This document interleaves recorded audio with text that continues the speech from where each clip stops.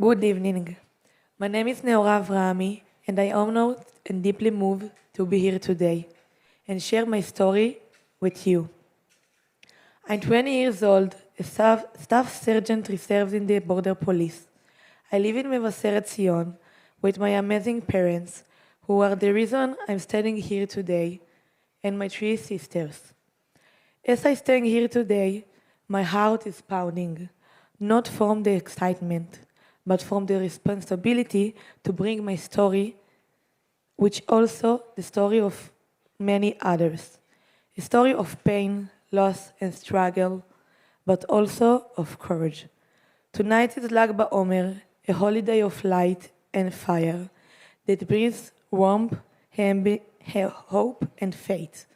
How symbolic it is that on very day I get to share my story, a story where darkness and light crashed, and in the end, the light won.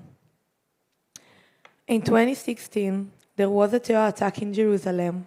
Yossi Kirma, a police officer from my hometown, was killed in a heroic battle. Since then, he became my inspiration to serve meaningfully. I knew I would follow in his footsteps, and in 2021, I enlisted in the border police. I had the opinion to take a desk job in the Ministry of Defense or serve in combat. For me, there was no question.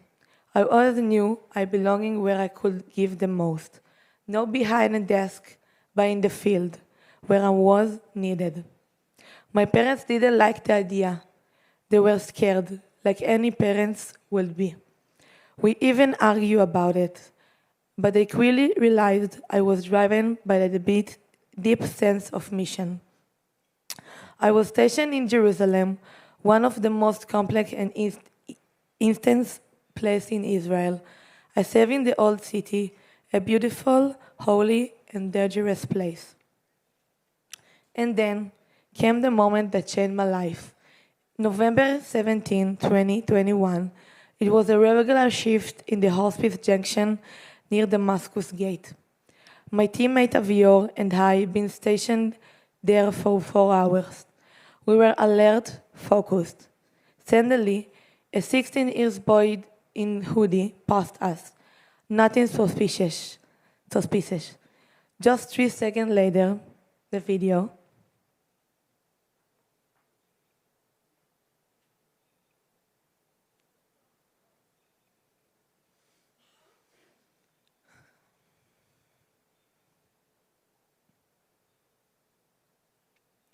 He stabbed Avior in the neck. Avior shouted, "Terror attack." I didn't have the time to think. I just acted. I jumped on the terrorist without hesitation. We started fight bare hands. While fighting, I looked at my head and saw I was wounded, but didn't realize it was only the beginning. There I was, a 19-year-old girl, fighting a terrorist with a knife who was trying to take my weapon. He stabbed me in the head, in my hand, the back of my hand, not once, but 6 times.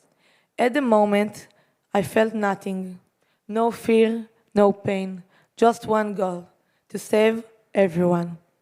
Later, I realized that in the middle of the fight, I had one goal, just try not to die.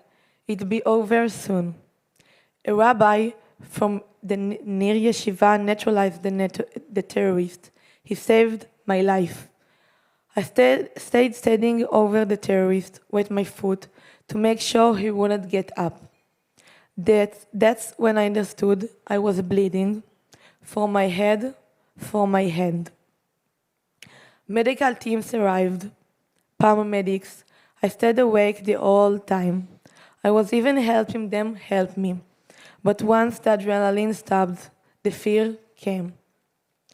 During the ambulance ride, I heard the paramedic say I was in moderate condition. Then suddenly, blood poured out from my head, and it changed the condition to serious. I heard anything. I understood.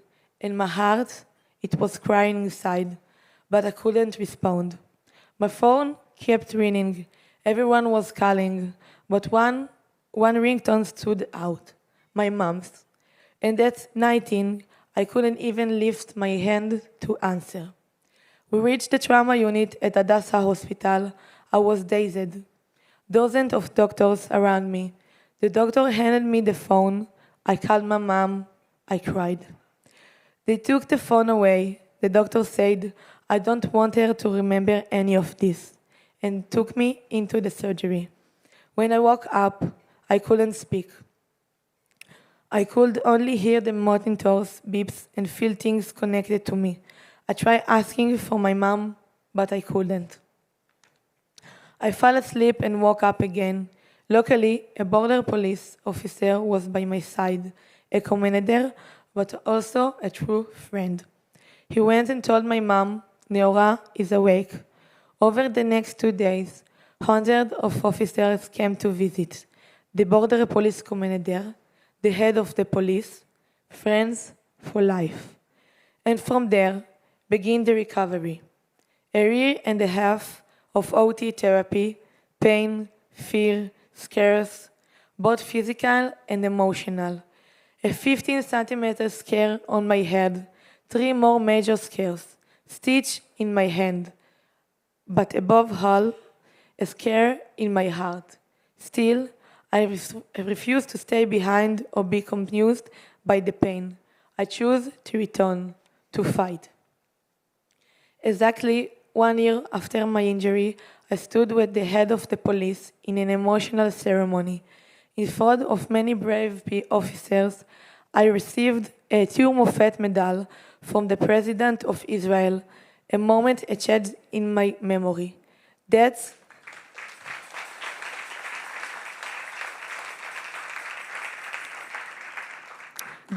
when I truly understand the meaning of bravery. I returned to service, completed the commander's course, and became a commander of a new officers in the border police. I did the impossible. Again, I proved to myself that my injury would not break me.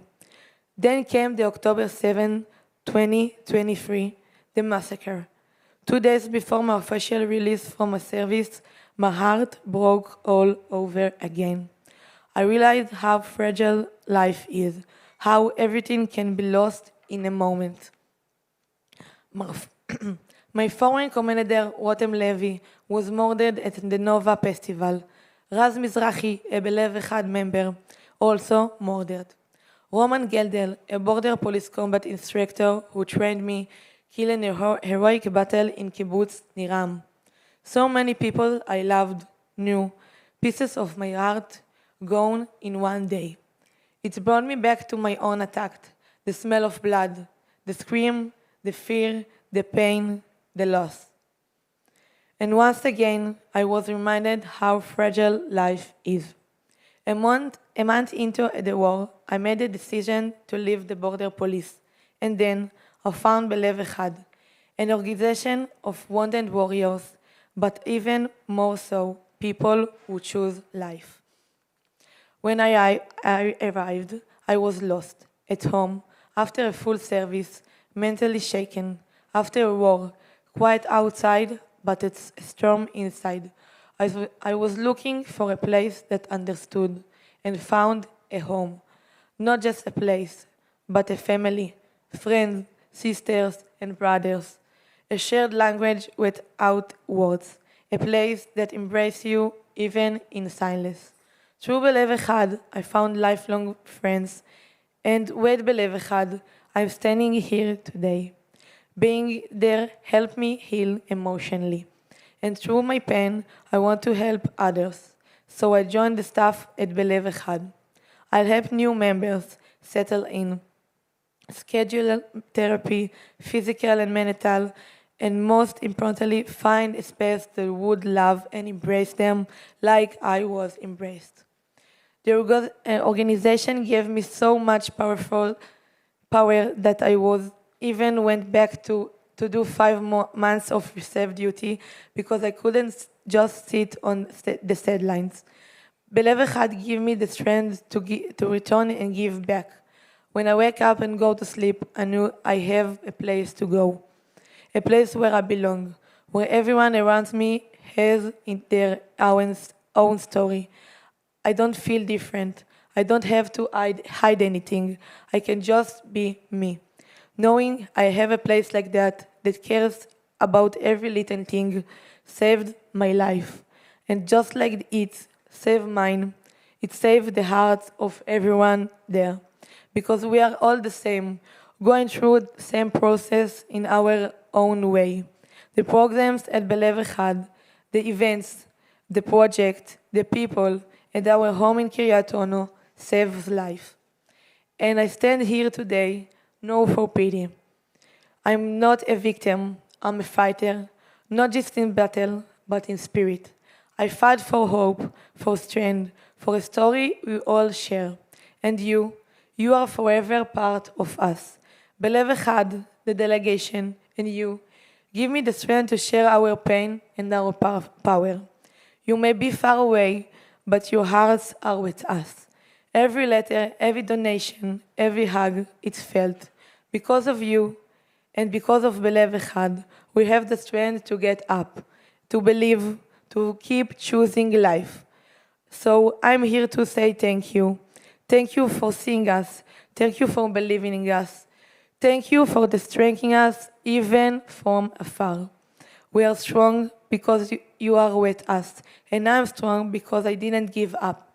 Because even when I was afraid, I chose to rise. Because even when I was bleeding, I chose to fight. I knew I was what I was fighting for, not for myself, but for my people, my land, and my home. Because I'm Nehora, and in Hebrew, Nehora means light. And that light I carry with me everywhere I go. Thank you.